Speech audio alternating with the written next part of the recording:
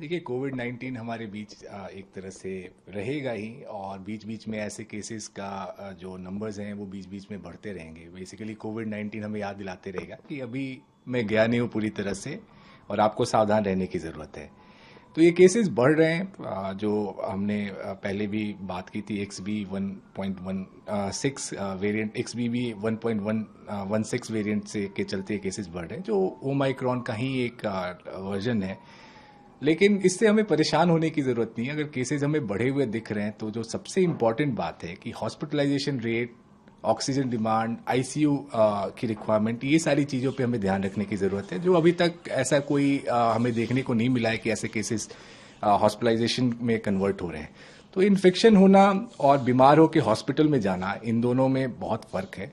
Infections जब तक surveillance strong रहेगा, जो कि अभी बेसिकली केसेस अगर हम ज़्यादा डिटेक्ट करें, इसका मतलब कि हमारा सर्विलेंस स्ट्रक्चर काफ़ी स्ट्रांग है और हम सारे केसेस को पिक कर रहे हैं, जो कि अच्छी बात है। क्योंकि सर्विलेंस इस पर्टिकुलर कोविड-19 के प्रति हमें रखने की ज़रूरत है कि कोई ऐसा नया वेरिएंट तो नहीं आ रहा है जो कि पोटेंशियल है कि फिर से कोई ज़्यादा तबाही न मचाए।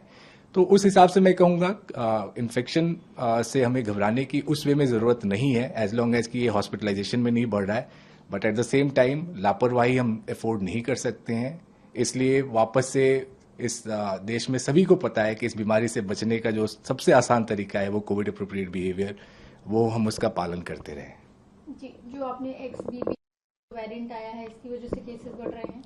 देखिए, वेरिएंट कोई भी हो, अगर इन्फेक्शन पिक हो रहा है, हॉस्पिटलाइजेशन की जरूरत पड़ेगी तो वो खतरनाक हो जाएगा। तो मैं यही कहूंगा कि लोगों का कौन सा वेरिएंट है उससे परेशान होने की जरूरत नहीं है। तो ये जीनोम सीक्वेंसिंग करके जो भी वेरिएंट्स पता करते हैं, तो अभी सैंपल्स में जो रिपोर्ट XBB 1.16 वेरिएंट के बारे में ही रिपोर्ट्स आ रही हैं। तो ये एक ज़्यादा कॉन्टेजियस वायरस का फॉर्म माना जा रहा है।